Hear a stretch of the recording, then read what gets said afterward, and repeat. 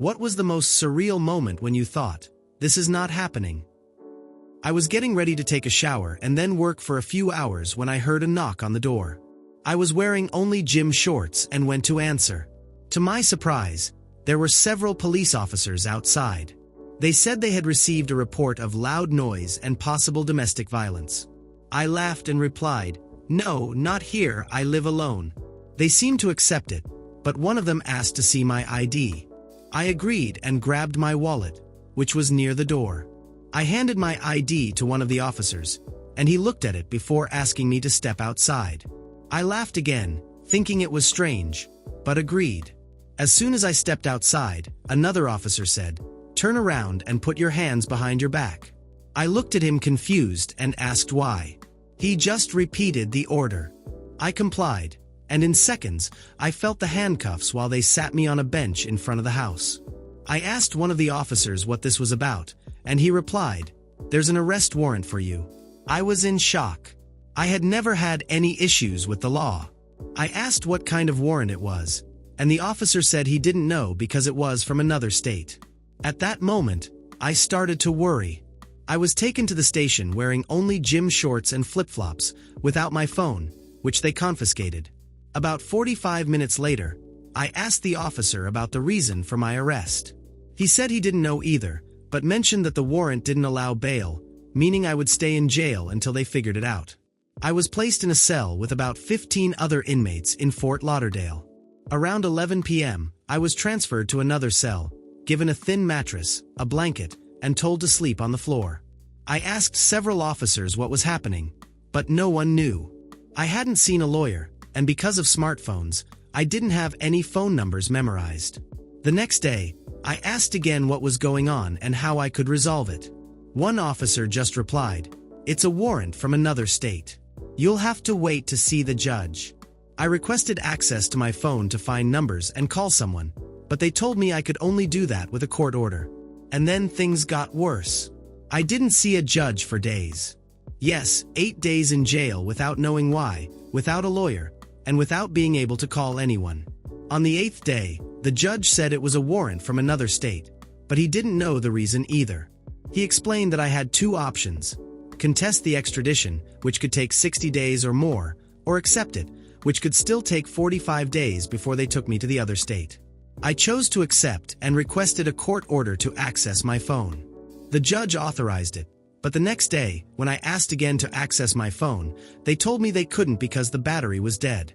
And so the 9th, 10th, 11th day passed. And so on. On the 23rd day, no one knew where I was. My children, who live in another state, probably thought I was dead. On the 23rd day, agents from North Carolina arrived to extradite me.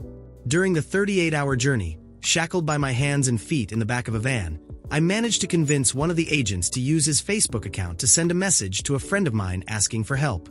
My friend thought it was a scam, but after providing information only I would know, he believed me and gave me a phone number. On the 25th day, now in North Carolina, I finally found out what it was about. A former client from 4 years ago, in a business I had transferred to another partner, accused me of stealing a sum of money and fleeing the state. Again, I laughed. But this time it was a nervous laugh. Things were getting serious. In prison, I finally saw a lawyer. He didn't have much information, but he explained the charges and possible penalties. A few days later, he brought the prosecutor's evidence. Reviewing the documents, there was absolutely nothing that incriminated me. This confirmed what I already knew. I had done nothing. However, the initial relief quickly gave way to growing anger. How was it possible that I was in this situation? Days in jail, treated like a criminal, while the only evidence against me was an empty accusation, based on a misunderstanding or worse, a blatant lie. I went back to the cell with that sense of injustice burning in my chest. Every minute spent, there was a cruel reminder of how my life had been turned upside down. I couldn't sleep. I couldn't eat properly. The prison food was horrible, but what really bothered me was the sense of helplessness. I was stuck in a system that seemed to not care about the truth. My state-appointed lawyer was useless.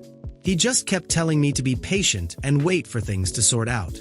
How could I be patient? My life was being destroyed while I sat in a cell waiting for answers that never came. The weeks passed, and the despair began to turn into anger. Anger at the police for not investigating before arresting me. Anger at the judicial system for treating me like a number. And, most of all, anger at the person who put me in this situation. That former client, with her absurd accusation, was living her life normally. While I was there, rotting in a cell, I couldn't understand how someone could be so cruel. One day, during one of the few visits my lawyer made, he told me something that made me even more enraged. "They're considering offering a plea deal," he said, as if it were a solution. "If you plead guilty, you might only get a few months instead of risking a trial and a longer sentence." I was silent for a few seconds, trying to absorb what he had said. "Are you asking me to plead guilty to something I didn't do?" I asked, my voice shaking with indignation. He shrugged. "Sometimes it's easier that way." "That's what I'd recommend." I exploded. "Easier for whom?" "For you. For them. I didn't do anything, and you want me to say I'm guilty just to make things easier? No. I'm not going to admit to something I didn't do." He just shook his head, as if I were naive. That's when I realized I was alone. If I wanted to get out of this situation, I would have to fight with my own strength.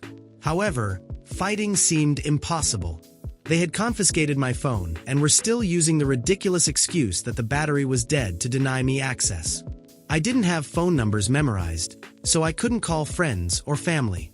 My children, who lived in another state, were probably desperate not knowing where I was. It was as if I had disappeared from the world. One day, while I was in the cell, one of the other inmates approached me. He had heard about my story and seemed genuinely shocked. "You shouldn't be here, man," he said. "But let me tell you something. No one is going to fight for you. If you want to get out, you have to make some noise. Complain, shout, make them listen." That stayed with me.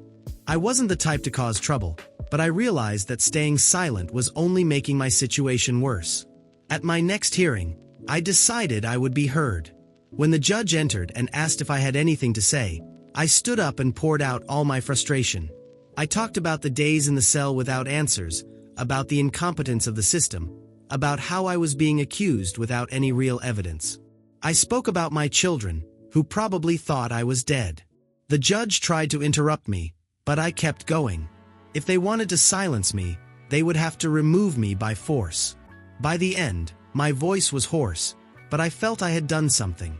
Surprisingly, it seemed to have an effect. The judge ordered my lawyer to review the evidence again and for the prosecutor to provide any additional documentation. It was the first time in weeks that I felt someone was at least pretending to care. A few days later, my lawyer came back with new information. The money transfer they claimed I had made had been authorized months after I transferred my share of the company to my ex-partner. My name was on the paperwork, but the bank records clearly showed I didn't have access to the accounts at that time. It was proof that I was being falsely accused. When this was presented in court, the prosecution tried to downplay it.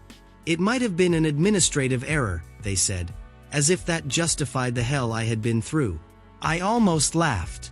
An administrative error? I spent over a month in jail because of an administrative error. Finally, the judge decided that the charges against me were baseless and ordered my release. But the anger inside me didn't disappear. Yes, I was free, but what about the lost time? What about the damage to my reputation? And my children, who had spent weeks not knowing where I was? I left that prison determined not to let it go. I hired a lawyer to sue the state for wrongful imprisonment and started a case against my ex-partner for forgery and defamation. Today, looking back, I still feel a knot in my stomach when I remember everything. I lost weeks of my life, was humiliated, and treated like a criminal, all because of a system that doesn't care about the truth. But if there's one thing I've learned, it's that I'll never accept injustice silently. This experience changed me forever, and now I make it a point to fight, not just for myself, but for anyone who has been a victim of that same system. Finally, when the judge announced that I was free and the charges had been dismissed, I felt a huge weight lift off my shoulders. But the relief lasted only a few moments. Indignation quickly took over. I had lost more than a month of my life because of a false accusation and a completely negligent judicial system. My reputation was ruined, my children had been without news of me for weeks, and the trauma of that experience still throbbed in every fiber of my being. It was obvious to me that simply leaving there and moving on with my life wouldn't be enough. Someone had to pay for all of this. I decided right then that I wouldn't let this injustice slide. As soon as I stepped out of prison, I hired the best lawyer I could find. He listened to my story carefully, taking notes on every detail. After I finished telling everything that had happened, he looked at me and said, "You have a solid case. Very solid. We're going after the state for wrongful imprisonment and your ex-client for defamation. First, we went after the state." My lawyer drafted a strong lawsuit, highlighting every mistake made since the moment of my arrest. The police detained me without proper investigation, based on a flimsy and poorly grounded warrant. The prosecution ignored obvious evidence that could have immediately proven my innocence, and most outrageously of all, I was kept in a cell for weeks, with no access to my phone, no communication with the outside world, and no clear explanation of the reason for my arrest. During the trial against the state, my lawyer didn't hold back. He described in great detail the devastating impact this experience had on my life. My client was treated like a dangerous criminal, handcuffed and thrown into an overcrowded cell without even knowing the reason for his arrest, he said to the court. All of this based on a poorly investigated warrant and a baseless accusation. The state failed to protect an innocent citizen. Failed in an unforgivable way. On the other side, the state's representatives tried to justify their actions. They claimed they were just following protocol and that mistakes can happen. That last sentence was like a knife to my heart. Mistakes can happen. Of course. But who would pay for the mistake? Who would return the time I lost? Who would compensate for the trauma I went through? The court, however, didn't seem very receptive to the state's apologies. After weeks of hearings, the judge delivered the verdict. The state was ordered to pay me a multi-million-dollar settlement for wrongful imprisonment and emotional distress. But I didn't stop there. The next step was to sue my ex-client.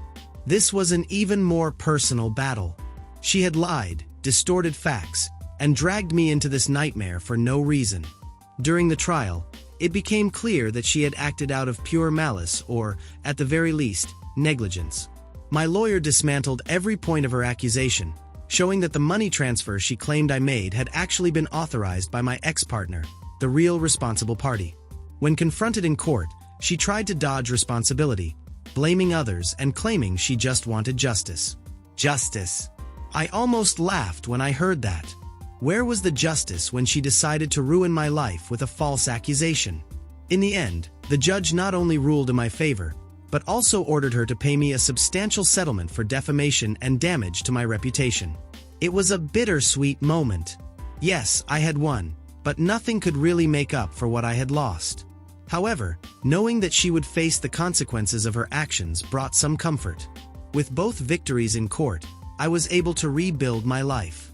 I used the settlement money to stabilize my financial situation and recover the lost time with my children. I made sure to explain everything to them, ensuring they understood that I would never abandon them, that what happened was an injustice I fought to correct. They were relieved, but like me, they were also marked by the experience. It was hard for us, but we came out of it stronger.